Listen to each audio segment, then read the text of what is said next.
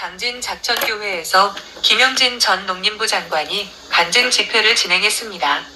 빠르고 바른 K채널 김주석 기자가 전합니다. 이 간증 집회는 8.15 광복절 기념 및 명사초청 강연회로 열렸으며 김영진 이사장은 강진에서 국회의원을 역임하고 현재 국회법인 3.1운동 UN 유네스코 세계기록유산등재 기념재단 이사장입니다. 그는 인생의 나침반이 된 성경 구절로 사도행전 4장 19에서 21절 말씀을 꼽았으며 절절한 삶과 신앙을 간증했습니다. 강진 작천교회에서 K채널 김주석이었습니다. 자유를 빼앗기는 후 광복 79년을 맞이하는 우리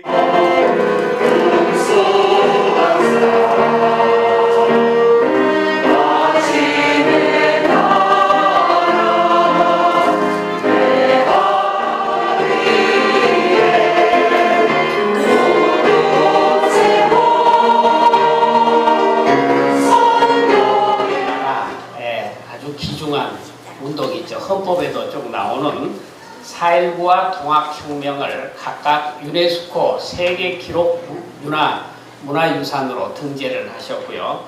그 다음에 또 5.18 민주화운동을 세계 유네스코 기록문화유산으로 등재하셨고, 이제 3.1운동도 이렇게 그 기록문화유산으로 이렇게 등재하시기를 위해서 지금 아주 힘쓰고 계십니다. 저는 우리 작천에서 가까운 도안면 항촌리 336번지에서 태어났습니다. 아주 가난한 집이었습니다. 많은 항촌리라는 100호가 넘는 거기에 가서 여기 김점수 장로 집이 어디입니까? 그러면은 산 중턱에 있는 우리 집을 가리켰다 하니까 그 당시에 정말로 가난하기 짝이 없는 집이었습니다. 아버지는 어머니와 결혼한 지 6개월도 채 못해서 일본에 끌려갔습니다. 일본에 끌려가서 군함도, 여러분이 잘 아시는 군함도에 거기 끌려가가지고 낮에는 중노동, 밤에는 깽도에 갇혀서 숨만 쉬고 있지 샀다고 볼 수 없을 정도였습니다. 그때 마을에서 윤재두 씨라는 아버지 친구가 같이 거기 갔습니다. 6개월 만에 깽도가 폭파되고 내려앉는 큰 사고가 났습니다. 그래서 아버지 친구만 살아가지고 밖에 뛰어나가 보니까 같은 마을에 갔던 아버지가 안 보이니까 그걸 헤치고 들어갔습니다. 그런데 사람 하나가 손에 쭉 튀겨 있습니다. 그래서 윤재두 아버지 친구가 파보니까 우리 아버지였습니다. 들쳐업고 뛰쳐나와가지고 자해병원이라는 병원에 입원을 시켰는데 아버지가 정신을 차리고 보름 만에 보니까 이 등 뒤에가 뭐가 붙어있더라고요. X자. 무슨 뜻인가? 일본에 있는 의사 선생님이 간다고 물어보니까 얼굴이 어두워지면서 고개를 돌려버렸어요.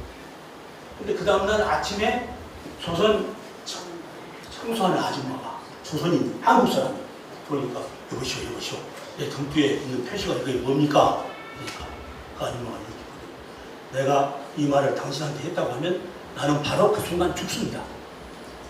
당신은 노동 능력이 하나도 없는 정부자니까 식량만 축내는 사람이니까 당신은 며칠 있으면 죽게 됩니다. 그러고 그냥 휑하니 우리 조선인 아줌마가 눈물 흘리면서 나가버립니다. 그때 제 아버지 심정이 어떻겠습니까? 그래가지고 보름 만에 그 사건이 있으니 보름 만에 1946년 1945년 8월 15일에 일본이 망하고 우리 한국이, 우리 조선이 해방을, 자유를 맞게 됩니다. 하나님께서 우리 민족을 불쌍히 여기시사 이 해방의 기쁨을 주신 결과인 줄로 믿습니다. 이 사건이 있은 지 1년 후에 아버지는 한국으로 살아 돌아오시고 1946년 11월 17일에 제가 태어나게 되었습니다. 하나님의 은혜입니다. 저는 이렇게 해서 우리 민족의 해방과 함께 한국에서 새로운 삶을 어머니 아버지와 같이 누리게 되었습니다. 그때 제 어머니 아버지가 섬기던 교회가 우리 장천교회와 비슷한 항진에 있는 항천 도안면 항천리 교회입니다. 아버지가 거기 김민수 장로님이고 어머니가 이길남 권사님이셨습니다. 저는 어려서부터 모태신앙을 했는데 이런 우리 민족의 새로운 출발과 함께 제가 태어났기 때문에 하나님께 어머니 아버지는 더 올곧게 살아. 아버지는 저를 불러서 영진아 너는 절대 잘 알고 하면서 술 먹고 방탕한 생활하면 안 된다. 절대 입에다가 술 대지 마라. 이것이 아버지가 제가 철이 들여서 첫 말씀이었고 어머니는 저에게 올곧고 바르게 살아라. 제가 이런 말씀으로 자라고 있는데 중학교 2학년 때 제가 가까운 우리 마을의 친구들이 저보고 야 영진아 누구 친구들 뵙고 살구나무야? 살구나무가 막 이게 살구가 열렸는데 그거 우리 좀 설에다가 같이 먹자. 그래 처음에는 안 한다고 그러다가 저도 솔깃하게 친구들하고 같이 그날 저녁에 근데 그 친구들은 아주 전문이었습니다. 이렇게 여기다 딱 여기 띠를 둘러매고는 여기다가 저 큰 넉넉한 상을 입고는 이렇게 가서 머리에다가 이 뭐죠? 바가지를 쓰고 올라가서 이렇게 하면은 이 살구가 이렇게 머리에 바가지에 닿으면 어디가 이제 안 쳐다봐도 알잖아요. 안 떨어지고. 그러니까 소리가 나면 거기 따다가 가득히 배 물렁하게 해가지고 새 놈이 가서 그 살구를 따다가 우리 그 문가 조그만 쓰러져가는 목살 같은 거기에 두대통이 있어요. 두대통. 뭐냐면 소나냐 염소를 먹이는 거기다가 그 몰래 숨겨놨어. 그리고 학교 끝나고 와가지고 같이 서로 눈치 대가지고 그걸 갖고 먹었습니다. 그런데 어느 날 이 살구가 한 열흘 정도 갈 줄 알았더니 한 일주일 만에 이제 점점 냄새가 나니까 익는 냄새가 나니까 어머니가 그걸 발견했어. 그러고는 제가 학교 갔다 오니까는 제 이 멱살이죠. 멱살을 잡고는 저를 막 끌고 가시는 거예요. 어머니 왜 그러세요?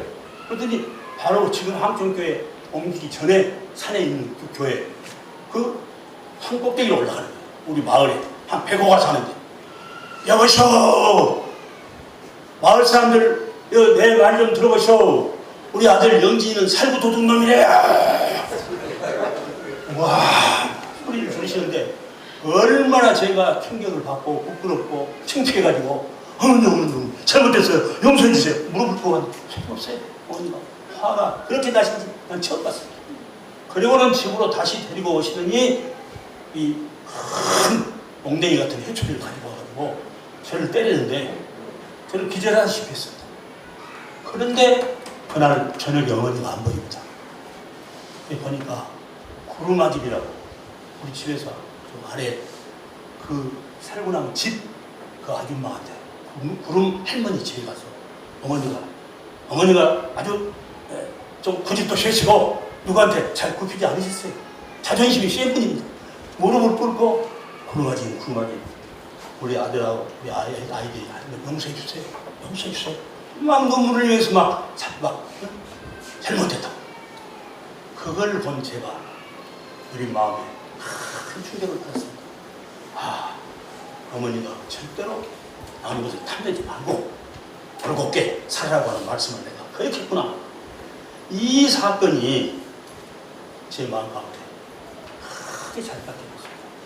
그날 저녁에 저는 그냥 잠들었는데 새벽에 또 어디가 또 그리고 좀 이상해서 보니까 어머니가 우시는데 제 그 다리 저기가 완전히 그냥 막 피가 흘러가지고 다리가 이렇게 부었어요. 거기를 막 이렇게 쓰다듬으면서 가만 아들아 눈물을 흘리는 그 눈물방울이 떨어져가지고 그 상처를 흐르고 있었습니다. 그때 어머니의 사랑을 저는 깊게 깨달았습니다. 잘못했습니다. 사건을 통해서 일하는 하나님은 이 사건이 어머니, 아버지의 강력한 신앙심과 사랑을 저에게 일깨워주는데 큰 한 동기가 되었습니다. 저는 어려서부터 어머니, 아버지로부터 이런 신앙, 올곧게 살아야 된다. 정직하게 살아야 된다. 약자와 함께 해야 된다. 네가 어디 가서 굴림하려고 네가 뭐든지 다 앞장서려고 네가 이렇게 하지 말아라 하는 그런 것을 제가 살았습니다. 너는 하나님의 하나님의 사랑을 받고 태어난 사람이다. 일제가 망할 때 네가 살아 돌아왔어. 그러니 너는 하나님께 감사의 삶을 네가 나라를 위해서 우리 민족을 위해서 네가 이루는 그런 사람이 되도록 아버지가 다 못한 일을 네가 이루도록 해라 하셨습니다. 저는 이런 이제 과정을 통해서 제가 자라게 됐고 고난을 만나거나 부딪힐 때마다 기도로 그것을 이겨내는 한 동기가 되었습니다. 제가 중학교 시절에 이제 가난해가지고 고등학교를 더 이상 갈 수가 없습니다. 그러니까 제가 쉬면서 취직을 하려고 우체국장 아저씨를 찾아갔습니다. 다른 친구들은 다 학교 가는데 저는 우체국장님 저희 우체국 좀 써주세요. 제가 지금 열심히 청소도 하고 심부름 하고 그리고 받은 보험을 가지고 저 학교 광진농고 학교에 좀 가고 동생들 좀 가르치는데 어머니 아버지가 몸이 불편하시니까 하도록 좀 도와주세요. 우체국장 아저씨가 이놈 봐라 네가 뭐 할 수 있단 말이냐. 그냥 문 닫고 들어가시는 거예요. 근데 내가 그렇게 농부를 위해서 하려 했는데 문이 쾅 닫혀버리니까 제가 어떻게 할 수가 없어. 그냥 돌아서려다가 아니야 이리로 또 들어갔습니다. 네가 뭐 할 수 있단 말이냐. 국장님 저기 스탬프 아저씨가 지금 우체국 아저씨가 스탬프를 치고 있는데 그 스탬프를 저한테 좀 몇 개 주시면 제가 잘 칠 것 같습니다. 딱 그럼 끈질리네. 너 그럼 그거 한번 해봐라.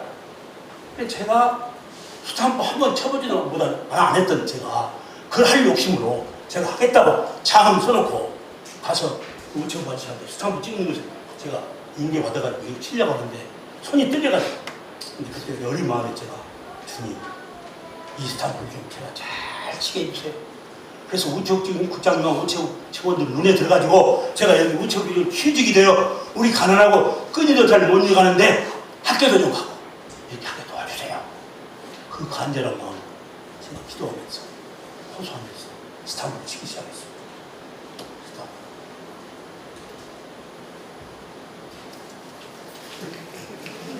제 손이 안 보이죠? 지금도 만일 어디서 스탬프 치기 대회가 있다면 제가 1등 할 때. 야, 이런 봐라. 이거 스탬프 잘 친다. 여보, 이거 직원들 이리 와봐. 이거 좀 봐. 영진, 이거 좀 봐. 그래서 제가 그때 신이 났어요. 한 번도 안 해본 일인데 내가 눈물을 하나님께 기도하고 제 손길을 붙들어달라고 애원했더니 하나님께서 이 스탬프를 잘 치게 해주셨구나. 제 어린 마음에 그렇게 확 들어갔습니다. 그건 누구가 저에게 일깨워준 게 아닙니다. 제가 이 사건을 통해서 그걸 느꼈습니다. 그러니까 그 다른 아저씨들이 등을 막 두드려주고 신이 났습니다. 여러분, 그래가지고 제가요, 도암우체국에, 지금 있는 도암우체국입니다. 도암우체국에 제가 사관으로, 청소하는 사관으로 제가 취직이 됐어요. 여러분, 내가 취직해서 봉급 받겠다는데 박수도 안 치네. 저는 얼마나 그것이 신나고 또 감사했는지 모릅니다. 근데 한 가지 고민이 생겼습니다. 5시쯤 되다 그러면 강진 성여시 여자고등학교에 다니는 저와 같은 또래의 친구들이 여고 교복을 입고 머리가 다 카트하고 그리고 같이 지나가는 거예요. 우체국에서 급사 노릇하고 사원 노릇하고 청소하고 제가 만나서 눈길이 마주치면 저는 그 순간 죽기보다 싫었습니다. 저는 생각도 안 못해서 5시쯤 되려고 그러면 슬그머니 우체국을 빠져나와요. 연탄 창고에 가서 저는 눈물을 흘리면서 그 순간을 모면하기 위해서 거기 있었습니다. 주님, 저를 좀 도와주십시오. 우리 집이 가난해서 아버지가 일제에 끌려가가지고 5년 만에 살아 돌아오셔가지고 지금 우리 집이 가난합니다. 제가 장남이니까 밑에 있는 동생들을 위해서 같이 또 제가 해야 됩니다. 제 손길을 붙들어주세요. 이렇게 제가 기도하고 그래서 1년을 제가 다니던 공급을 모아가지고 저도 1년 후에 3월 5일날 강진농업고등학교에 제가 진학하게 되었습니다. 진학하는 날 온 천하가 제 가슴에 안겨오는 것 같았습니다. 지나가는 차가 뭐 앞에 맥히니까 빵빵 눌렀겠지만 막 차들이 막 저를 제 이박을 축하하는 경적을 막 올려주는 걸 봤습니다. 얼마나 신났는지 모릅니다. 이런 제가 과정을 거쳐서 광진공도에 제가 입학하게 됩니다. 그리고 오남매 장남으로서 어머니 아버지 어른 학비를 보태는데 제가 열심히 했습니다. 하나님의 은혜입니다.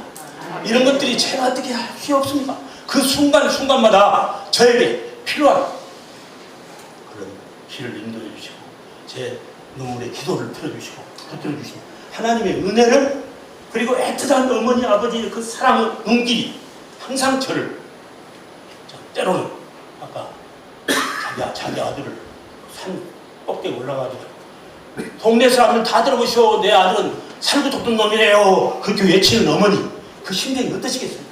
제가 철이 들면서 점점 어머니의 그 사랑의 마음을 제가 느꼈기 때문에 제가 그것을 다르게 할 수가 없었습니다. 존경하는 여러분, 저는 이제 이런 과정을 통해서 강진농고를 졸업하고 그리고 역시 대학은 꿈도 꾸지 못했습니다.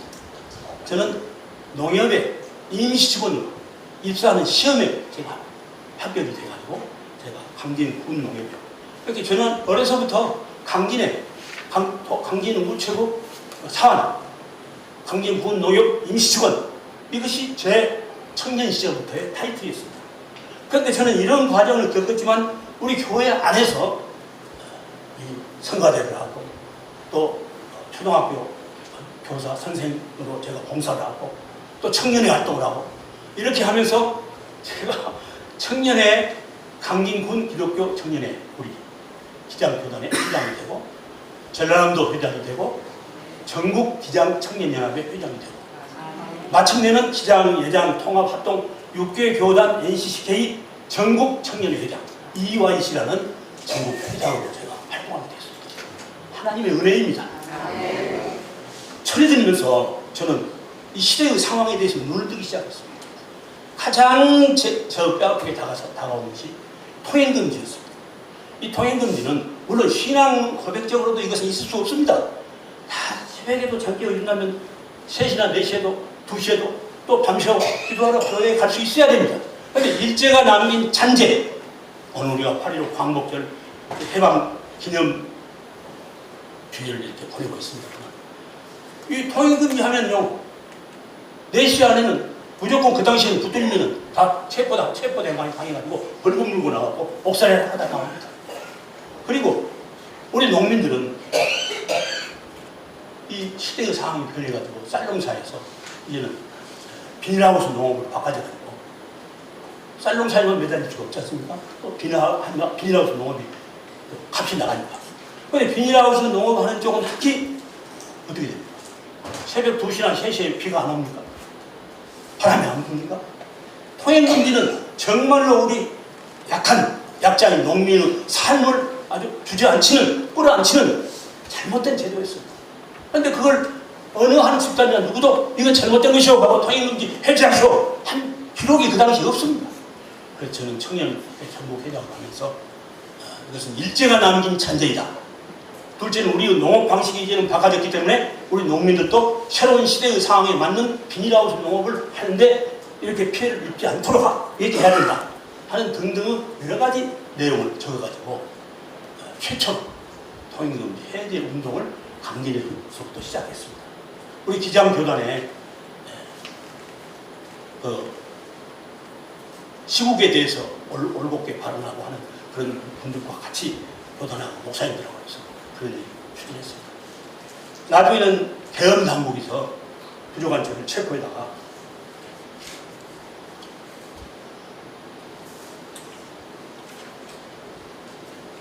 누가 너를 통행금지 해제 운동하라고 선동했냐?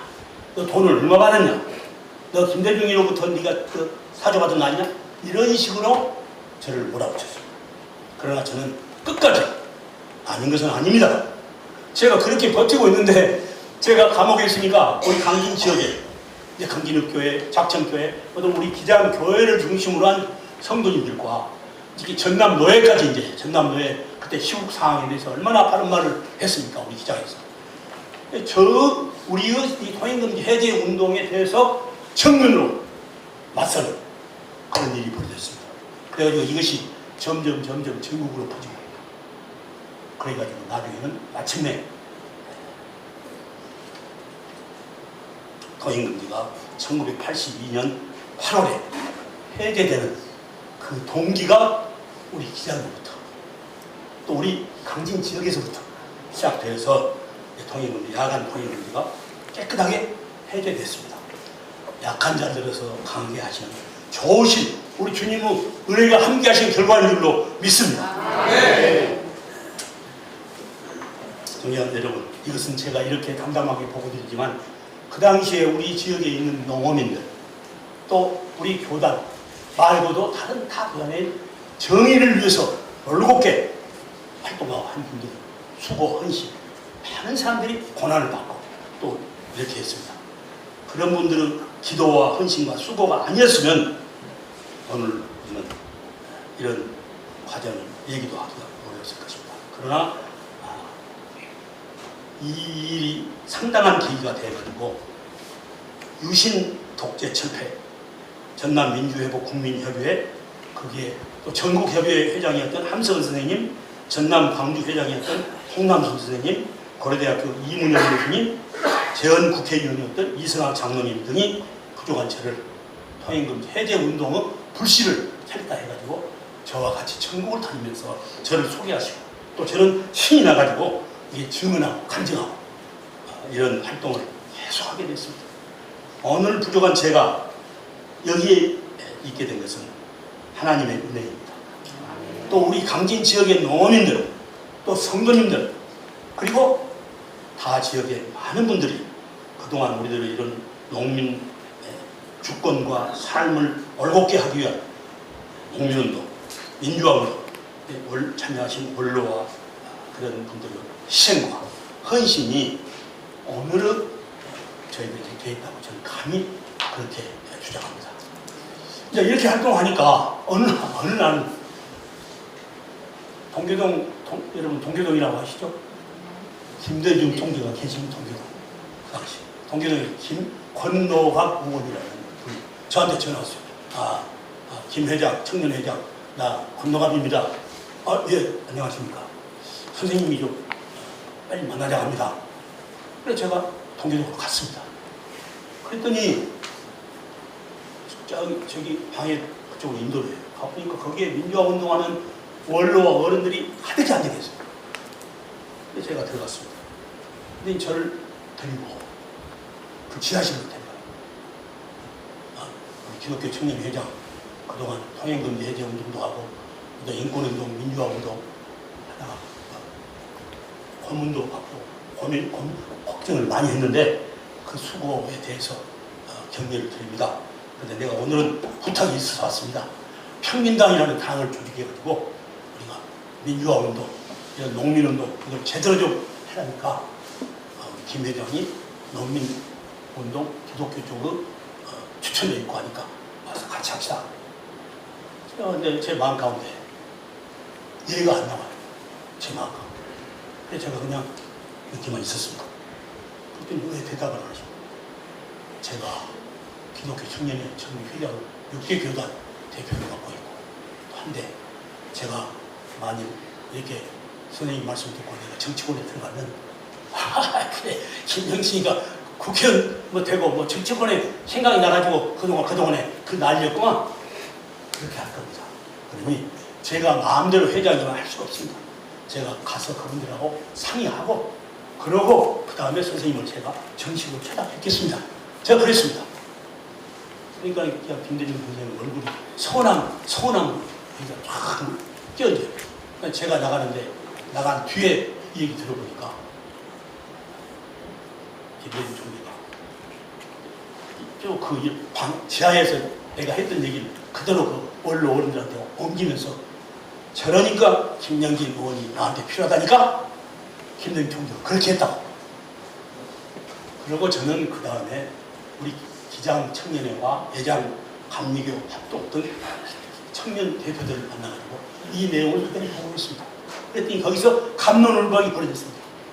그래도 결론은 지금 이 어려운 때 우리 농민들, 우리 역사를 제대로 인식하는 사람들, 우리 자유와 민주주의와 정의를 위해서 할 수 있는 사람을 하나 파송하자, 우리 쪽에서. 그래가지고 거기서 합법적 토론이 벌어져가지고 그동안 제가 저를 정치권으로 보내야 한다는, 그리고 거기에는 김상근 목사님을 비롯한 우리 전병훈 목사님, 여러 원로 목사님들은 그런 결단이 있었습니다. 세계문화, 기록문화유산 등재하려고 하시는데 저를 그것을 추진하는 이사로 삼아 주셨어요. 그래서 저 함께 활동을 하고 있습니다. 여러분, 간증의 말씀을 전하신 김영진 장로예와 주의 원속들 머리 위에 이제와 영원히 함께 하옵시기를 간절히 축원하옵나이다. 해요!